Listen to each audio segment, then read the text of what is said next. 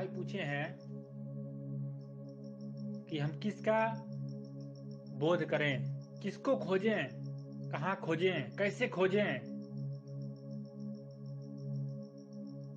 तो जो इस शरीर को जीवित रखा है, जो इस शरीर के कोशिकाओं को जीवित रखा है, उसी को खोजना है, उसी को जानना है, उसी का बोध करना है, उसी पावर का बोध करना है। आपको किसी दूसरे का बोध नहीं करना है। इस शरीर को जीवित कौन रखा है, किस पावर से जीवित रखा है, किस पावर से शरीर की कोशिकाएं जीवित है, उसी पावर को खोजने की जरूरत है, उसी पावर को ढूंढने की जरूरत है, उसी पावर का बोध करने की जरूरत है। हमारा गंतव्य क्या है, उसको खोजने की जरूरत है, उसको ढूंढने की जरूरत है। अगर ये क्रोध आ रहा है तो ये ऊर्जा कहां से उठ रही है, ये ऊर्जा कहां से मिल रही है कि क्रोध आ रहा है। लोभ माया जो हो रहा है, प्रक्रिया हो रहा है, ये कहां से उठ रही है वो ऊर्जा। उस ऊर्जा को खोजने की जरूरत है, उस पावर की खोजने की जरूरत है। और ये तभी खोजा जा सकता है जब अपने आप अपने जीवन में सहज हो जाएंगे, जब सहज होकर के, स्थिर होकर के आप बैठ जाएंगे, अपने शरीर को साध लेंगे, क्योंकि शरीर ही जीवित है जब तक वो पावर है। तो अपने शरीर को ही साधने की जरूरत है, तभी आप अपने गंतव्य तक पहुंच पाएंगे, तभी आप उस पावर को समझ पाएंगे कि वो पावर कैसे शरीर को जीवित रखता है, क्या वो पावर है, कैसा है, वो कहां पर है, किस स्थान है, इस शरीर से संबंध क्या है। तभी आप समझ पाएंगे। इस संबंध से तभी आप अनुभव कर पाएंगे कि जो ऊर्जा है, जो शरीर है, इन दोनों में क्या संबंध है।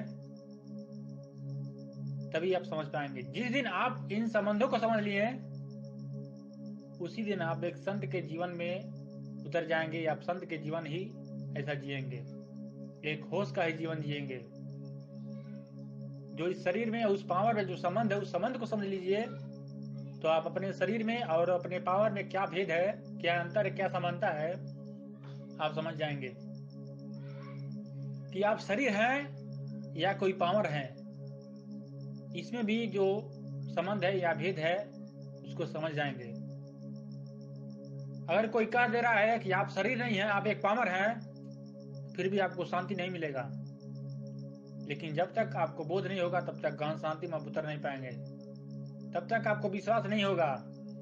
इसलिए आपको जो इस शरीर में और उस पावर में जो संबंध है, उस संबंध को समझ लीजिए, तभी आपको विश्वास होगा कि आप शरीर नहीं है, आप मन नहीं है, आप एक शाश्वत हैं, एक ऊर्जा है, एक पावर है। उस ऊर्जा को समझने के लिए इस शरीर को साधना पड़ेगा, इस शरीर को सहज रूप में करना पड़ेगा, इस सहज हो जाना पड़ेगा।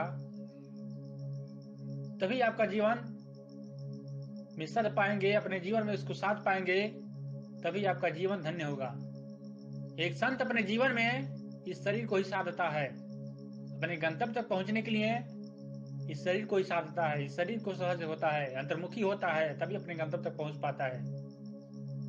अपने गंतव्य तक पहुंचने के लिए इस शरीर को साधने की जरूरत है, ना कि किसी बाहर भटकने की जरूरत नहीं है, किसी के पास जाने की जरूरत नहीं है। आप केवल अपने शरीर को साधिए। एक व्यक्ति को उतना ही जगह की जरूरत है अपने शरीर को साधने के लिए, जितने जगह में एक व्यक्ति स्थिर होकर के बैठ जाता है, उतना ही जगह में उस अपने गंतव्य तक पहुंच सकता है। वो अपने संत की जीवनचर्या को जीना शुरू कर देगा उतना ही जगह में। कोई जरूरी नहीं है कि आप मंदिरों में जाकर, उतने बड़े मंदिरों में जाकर के परिक्रमा करें। आपको थोड़ी सी जगह की जरूरत है, जितनी जगह में आप बैठ जाते हैं, उतना ही जगह में बैठ करके अपने शरीर को साधिए पहले।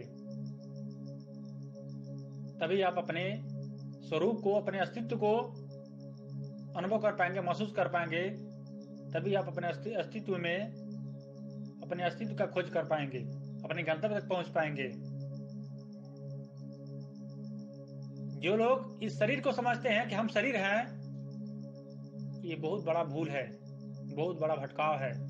आप शरीर नहीं हैं, लेकिन हमारे कह देने से नहीं, आपको जिस दिन आप सहज होकर के अपने शरीर को साधेंगे, उस दिन ये अनुभव होगा कि आप शरीर नहीं है।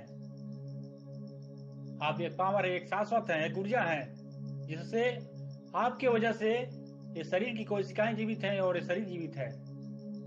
ये सारा प्रक्रिया आपके ही पावर से चल रही है, आपकी ही वजह से चल रही है। और इस प्रक्रिया को समझने के लिए आत्मा और शरीर में जो संबंध, इस संबंध को समझने के लिए कहीं दूर जाने की जरूरत नहीं है। ये संबंध इस शरीर से है, इस शरीर को ही साधना पड़ेगा। इस शरीर में ही वो सार शब्द का धुन है, या सार शब्द है। इसी शरीर में वो सारा कुछ है, लेकिन आपको समझने की जरूरत है। वो गहन शांति भी इस शरीर के भीतर है, वो प्रेम भी प्रकट इस शरीर के भीतर होता है, लेकिन इस शरीर को साधने की जरूरत है। जो अपने शरीर को साध लिया, उसका जीवन धन्य हो गया।